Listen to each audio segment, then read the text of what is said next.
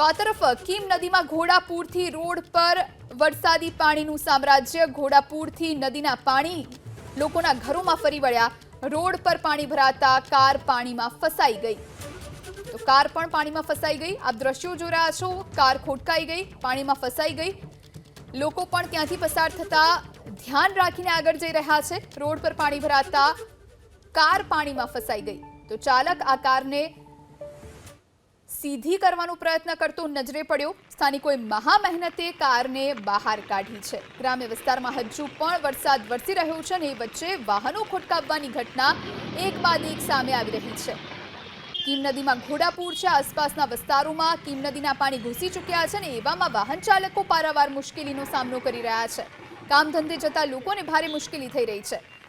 આપ જોઈ રહ્યા છો, કાર ખોટકાઈ પડી, ફસાઈ ગઈ અને ત્યારબાદ સ્થાનિકો એકઠા થયા, વાહન ચાલકો ઊભા રહ્યા અને મદદ કરી અને ત્યારબાદ આ કારને બહાર કાઢવામાં આવી છે।